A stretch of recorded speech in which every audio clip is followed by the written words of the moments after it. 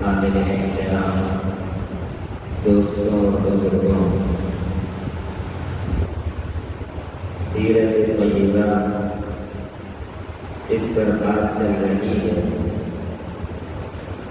آپ نے پچھلے اتوار یہ سنا کہ آپ صلی اللہ علیہ وسلم نے غار ثور سے مدینہ منورہ کی طرف آپ نے ہجرت کی۔ جب آپ صلی اللہ علیہ وسلم مدینہ منورہ آئے تو مدینہ منورہ سے 3 میل کے فاصلے پر ایک جگہ آتا ہے جسے قباء کہتے ہیں۔ آپ مدینہ میں داخل ہونے سے پہلے قباء میں اترے اور قباء میں آپ نے کتنے دن گزارے تو بعض یہ لکھتے ہیں کہ آپ نے 4 دن گزارے، اور بعض مؤرخین نے لکھا ہے کہ 14 دن گزارے، اور یہ 14 دن والا قول یہ زیادہ راجح ہے۔ اور یہی انہی دنوں کے اندر آپ نے قباء میں مسجد قباء کی بنیاد ڈالی، اور سب سے پہلا پتھر جو بنیاد ہے آپ صلی اللہ علیہ وسلم نے خود رکھا۔ اسی مسجد قباء کے بارے میں اللہ تعالیٰ نے آیات نازل فرمائی، لَمَسْجِدٌ أُسِّسَ عَلَى التَّقْوَى مِنْ أَوَّلِ يَوْمٍ أَحَقُّ أَن تَقُومَ فِيهِ رِجَالٌ يُحِبُّونَ أَن يَتَطَهَّرُوا وَاللَّهُ يُحِبُّ الْمُطَّهِّرِينَ۔ یعنی بنیادی طور پر سب سے پہلے جو مسجد کی بنیاد رکھی گئی تقویٰ پر، وہ یہی مسجد قباء، اور مسجد قباء کی بہت بڑی فضیلت ہے۔ آپ صلی اللہ علیہ وسلم ہر ہفتے کے دن مسجد قباء تشریف لاتے ہیں اور مسجد قباء میں نماز ادا کرتے ہیں۔ آپ صلی اللہ علیہ وسلم نے فرمایا، مسجد قباء کے اندر ایک نماز پڑھنا ایسا ہے گویا کہ عمرے کا مقبول عمرے کا ثواب۔ تو اس کی بڑی فضیلت ہے۔ آپ صلی اللہ علیہ وسلم نے جب مسجد قباء کی بنیاد ڈالی، پھر آپ روانہ ہوئے مدینہ منورہ کی طرف۔ آدھے کلومیٹر کے فاصلے پر ایک قبیلہ آتا ہے، بنو سالم کا قبیلہ۔ آپ نے وہاں کچھ قیام کیا اور ایک خطبہ دیا، اور یہ اسلام کے اندر سب سے پہلا خطبہ دیا گیا۔ اس خطبے کا نام خطبۃ التقویٰ ہے، اور اسی جگہ پر آپ نے جمعے کا قیام بھی کیا، اور یہ اسلام کے اندر سب سے پہلا جمعہ تھا جو ادا کیا گیا۔ آج وہاں پر ایک مسجد ہے، مسجد جمعہ کے نام سے۔ اس جگہ پر آپ صلی اللہ علیہ وسلم نے سب سے پہلا خطبہ دیا اور سب سے پہلے جمعے کا قیام کیا۔ پھر جمعے کی نماز کے بعد آپ مدینہ منورہ روانہ ہو۔ جب آپ مدینہ منورہ میں داخل ہو رہے تھے تو داخل ہونے سے پہلے مدینہ کے لوگ استقبال کے لیے آپ کی طرف نکلے۔ ان میں بچے، بوڑھے، نوجوان، عورتیں، مرد سب شامل ہیں۔ چھوٹے بچے انہوں نے ہاتھوں میں تبل اٹھایا تھا اور ساتھ میں یہ اشعار پڑھ رہے تھے، طلع البدر علینا من ثنیات الوداع وجب الشکر علینا ما دعا للہ دعا ایہا المبعوث فینا جئت بالامر المطاع جئت شرفت المدینہ۔ اس طرح کے اشعار آپ پڑھ رہے تھے۔ حضرت انس رضی اللہ تعالیٰ عنہ فرماتے ہیں کہ مدینہ منورہ کی تاریخ میں اس دن سے بڑھ کر کوئی خوشی کا دن نہیں تھا کہ جب آپ صلی اللہ علیہ وسلم مدینہ منورہ میں داخل ہوئے۔ جب آپ مدینہ منورہ میں داخل ہوئے تو ہر صحابی کی یہی تمنا تھی کہ آپ صلی اللہ علیہ وسلم وسلم میرے گھر پہ تشریف لے کر آئے تو بالآخر آپ نے فرمایا کہ میرے اس اونٹنی کو چھوڑ دو، اس کو اللہ کی طرف سے حکم دیا گیا ہے، یہ جہاں کہیں بیٹھے گا وہی میرا مقام ہوگا اور وہی میرا منزل مقصود ہوگا۔ تو وہ اونٹنی سیدھے جا کر ابو ایوب انصاری کے گھر پہ بیٹھے تو آپ صلی اللہ علیہ وسلم نے فرمایا کہ اب میرا ٹھکانہ یہی گھر۔ تو آپ نے اس گھر میں قیام کیا۔ ابو ایوب انصاری کا جو گھر تھا اس کے 2 منزل تھے، تو ابو ایوب انصاری نے اپنے گھر والوں کو خود اوپر رہائش کی اور رسول اللہ صلی اللہ علیہ وسلم سے فرمایا کہ آپ نیچے رہائش کریں۔ لیکن ابو ایوب انصاری نے دیکھا کہ اوپر رہائش کرنے کی وجہ سے کبھی کبھار پانی نیچے آ جاتا ہے، کہیں ایسا نہ ہو کہ آپ صلی اللہ علیہ وسلم کی بے ادبی یا ان کو کوئی تکلیف، پھر گزارش کی کہ آپ اوپر چلے جائیں، میں ہی نیچے رہتا ہوں۔ تو آپ صلی اللہ علیہ وسلم پھر دوسرے منزل پہ تشریف لے گئے، یعنی اوپر والے حصے پہ تشریف لے گئے۔ تو یہاں پر مہمانوں کا آمد و رفت ہوتا تو آپ نے اسی گھر کے اندر قیام کیا۔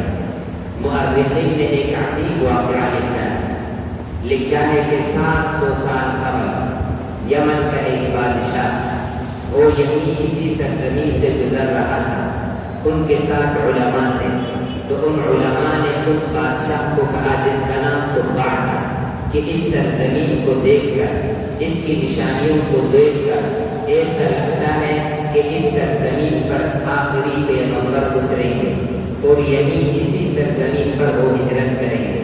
تو اس بادشاہ نے ایک خط لکھا اور اس خط کے اندر یہ بات لکھا کہ اگر میں زندہ رہا تو میں خود اس کے ہاتھ پر بیعت کروں گا، اگر میں زندہ نہیں رہا تو اس نے ایک گھر اس کے لیے بنایا اور ایک خط لکھا اور وہ خط ان علماء کو دیا اور یہ کہا کہ یہ خط اگر آپ ملاقات ہو گئی تو آپ دے دینا، اگر آپ کی ملاقات نہیں ہوئی تو آپ اپنے اولاد کو دیکھ کر اس کو یہی وصیت کرنا کہ یہ گھر بھی اس کا ہے اور یہ میں نے اس کے حال پر بیان کی۔ تو مؤرخین لکھتے ہیں کہ ابو ایوب انصاری اسی عالم کا بیٹا تھا، گویا کہ آپ صلی اللہ علیہ وسلم اپنے ہی گھر میں تشریف لائے اور یہ گھر وہی گھر تھا جس کو تبع بادشاہ نے آپ صلی اللہ علیہ وسلم کے لیے بنایا تھا۔ تو اللہ کی طرف سے گویا کہ حکم یہی تھا کہ آپ صلی اللہ علیہ وسلم اپنے ہی گھر میں تشریف لے کر آئے۔ پھر اس کے بعد آپ صلی اللہ علیہ وسلم نے یہاں پر 3 کام کیے۔ نمبر 1، آپ نے مسجد نبوی کی بنیاد ڈالی۔ سب سے پہلا کام، چونکہ اب اسلام کو پھیلانا ہے، شرق و غرب کے اندر پھیلانا ہے، اسلام کے لیے جن افراد کی ضرورت تھی، جس دین کی ضرورت تھی، جس جماعت کی ضرورت تھی، جن لوگوں کی ضرورت تھی جو قربانی کے لیے پیش ہوں گے، وہ جماعت تیار ہو چکی۔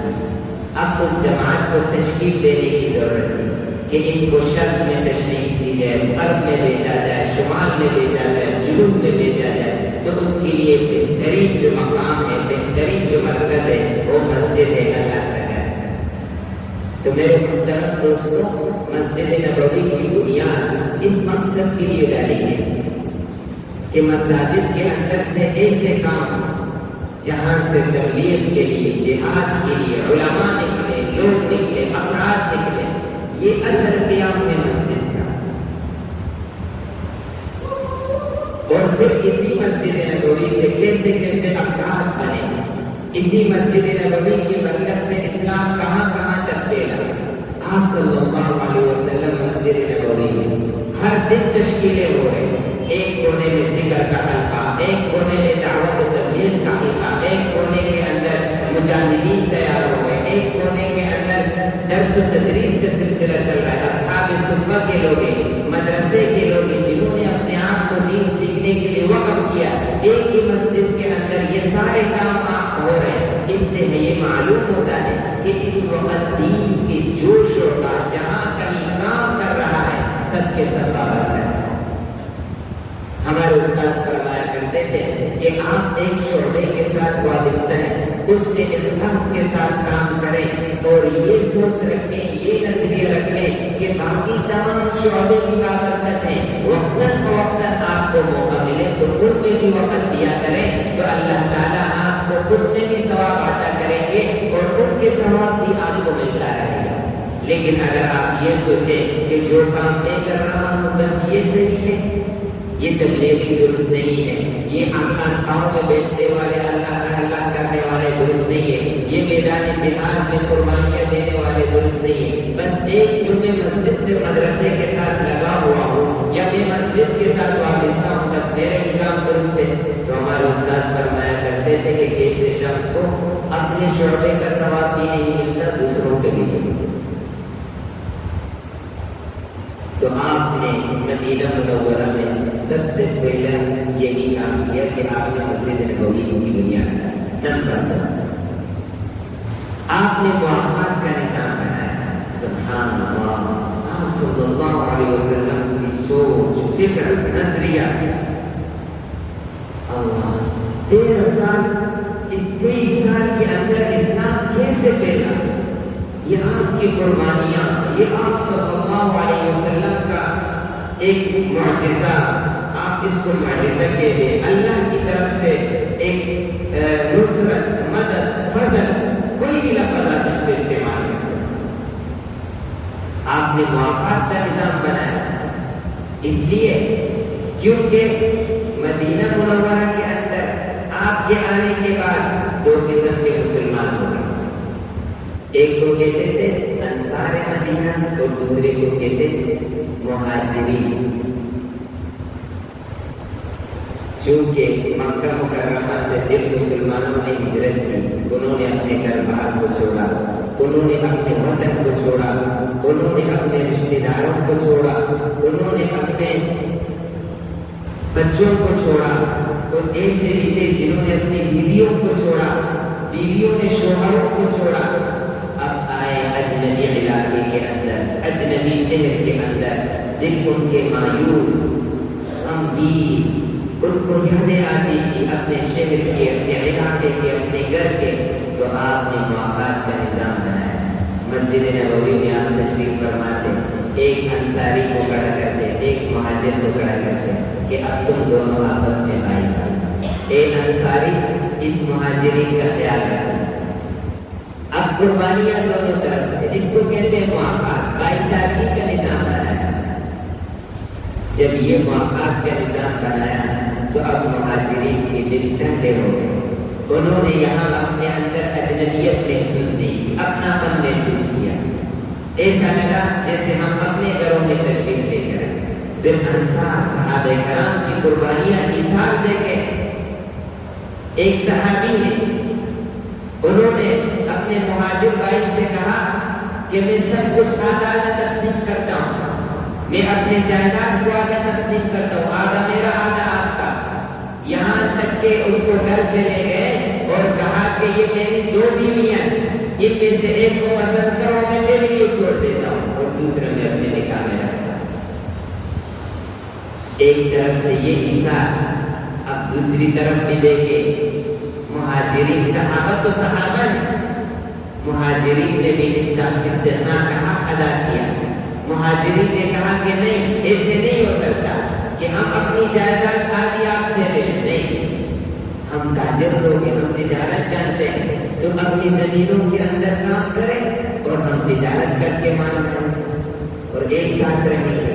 اب دونوں طرف سے جب مواخات کا نظام بنا تو اسلام مزید مضبوط ہو گیا، مسلمانوں کے دل مزید پختہ ہو گئے، اجنبیت، مایوسیت اور غیر علاقے میں جا کر یہ محسوس کرنا کہ میں کہیں اور آیا ہوں، سب کچھ کرا۔ تو آپ نے سب سے پہلے مسجد نبوی کی بنیاد ڈالی۔ نمبر 2 آپ نے مواخات کا نظام ڈالا۔ نمبر 3 آپ نے میثاق مدینہ کیا۔ میثاق مدینہ کیا، میثاق مدینہ اس کو کہتے ہیں کہ جب آپ صلی اللہ علیہ وسلم مدینہ منورہ میں آئے تو اس وقت مدینہ کا جغرافیہ یوں تھا کہ مدینہ منورہ کے اندر 3 قسم کے لوگ رہتے تھے۔ ایک تو مہاجرین و انصار تھے، نمبر 2 یہودی تھے، اور نمبر 3 مشرکین تھے۔ تو آپ صلی اللہ علیہ وسلم نے سب سے پہلے اپنے گھر کو، اپنے شہر کو، اپنے لوگوں سے محفوظ رکھنے کے لیے میثاق مدینہ دی۔ آپ صلی اللہ علیہ وسلم نے سوچا کہ اگر اسلام کو پھیلانے کے لیے میں مدینہ منورہ سے باہر اپنے صحابہ کو بھیجوں گا، کہیں ایسا نہ ہو کہ مدینہ منورہ کے اندر مدینہ میں رہنے والے جو دشمن ہیں وہ ہمیں تکلیف اور ضرر پہنچائے۔ تو آپ نے ان قبائل کے ساتھ میثاق کیا، جنگ بندی کا وعدہ کیا۔ جو یہودی تھے ان کے 3 قبائل تھے، بنو قینقاع، بنو نذیر اور بنو خزرج۔ آپ نے ان کے ساتھ میثاق کیا کہ بھئی آپ نے ہمارے ساتھ امن کا معاہدہ کرنا ہے۔ اور ہوا بھی اس طرح، ان یہودیوں کی فطرت کے اندر سازش ہے۔ آپ نے معاہدہ کیا، اس معاہدے کے باوجود آپ جب مدینہ منورہ سے باہر غزوات کے لیے نکلتے تھے تو اندر سے یہ لوگ فتنہ کرتے تھے، اور جو فتنہ کیا آپ نے سب کو بتا دیا۔ یہ انشاءاللہ تعالیٰ آگے واقعات آئیں گے کہ آپ نے ان قبائل کو کیسے مدینہ منورہ سے نکالا۔ تو جب آپ نے میثاق مدینہ کیا تو اندر کے دشمن سے محفوظ رہ گئے۔ تو آپ صلی اللہ علیہ وسلم جب مسجد مدینہ منورہ میں آئے تو آپ نے کتنے کام کیے؟ 3 کام۔ نمبر 1 مسجد نبوی کی بنیاد ڈالی۔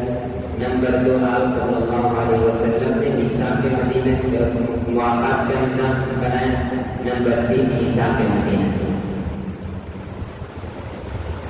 جب آپ صلی اللہ علیہ وسلم نے ہجرت کی تو آپ نے سنا کہ ہجرت کرنے سے قبل آپ نے حضرت علی کو اپنے بسترے پر سلایا۔ تو حضرت علی 3 دن کے بعد 3 دن تک آپ مکہ مکرمہ میں حضرت علی نے اعلان کیا کہ کسی کی امانت ہے آ کر لے جائے، کسی کا کچھ رہ گیا آ کر لے جائے۔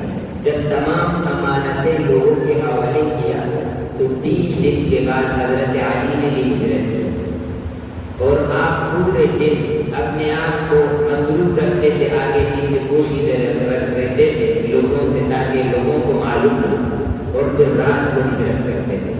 اور یہ ہجرت حضرت علی نے بہت مشکلات میں کی۔ جب آپ صلی اللہ علیہ وسلم قباء میں ملتے تو حضرت علی پہنچ گئے، اور حضرت علی کے پاؤں کے اوپر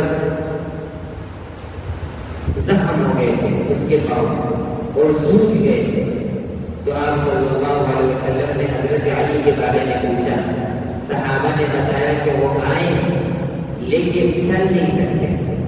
آپ دیکھیں صحابہ نے کیسی قربانیاں۔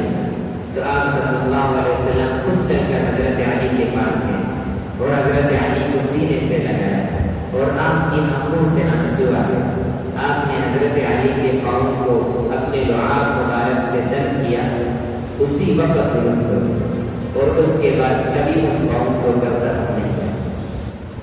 یہ صحابہ کرام کی قربانیاں دین کے لیے، اسلام کے لیے۔